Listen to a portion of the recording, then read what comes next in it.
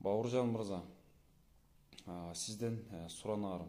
Ыйык Рамазан айында, орозонун күнүндө кечеки сиз бирөөнүн кызын сурап атасыз.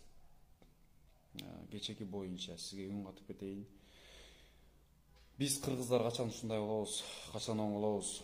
Элди TikTok бузуп атат де, жок. TikTok адамды бузбайт, адам өзүн бузуп атат. Силерди көрүп хит болом, хайп кармайм, TikToктон акча табам, подписчик көбөйтөм деп жүрүп өсүп келаткан жаш балдар, жаш кыздар бузулуп атат. Буга ким күнөөлүү? Буга биз күнөөлүүбүз. Буга TikToктун күнөөсү жок. Кичинекей болбогон бир кагаз үчүн ушул нерсеге барып атасызбы? Сиз биринчиден бир нерсени ойлоп көрүңүз. Апаңыз бар. Апаңызды сыйлайсызбы? Карындашыңызды сыйлайсызбы? Атаңызды сыйлайсызбы? Мен ишенем сизди сыйлайт деп. Туурабы?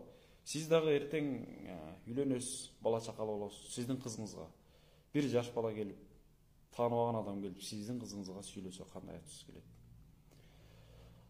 Акыр заман кыяматта жакындап, кыямат кайымына жакындап калды. Урматтуу бир туугандар, келгиле, ниетти түздөйлү. Анан теспени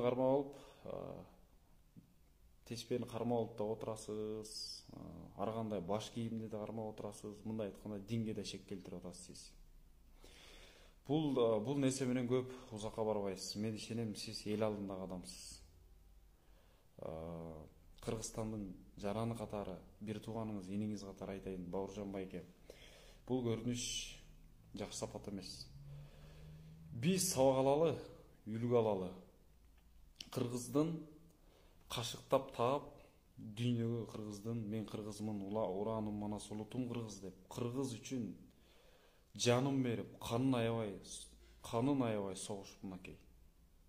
Баатырларыбыз бар. Ошолордон үлгү алалы.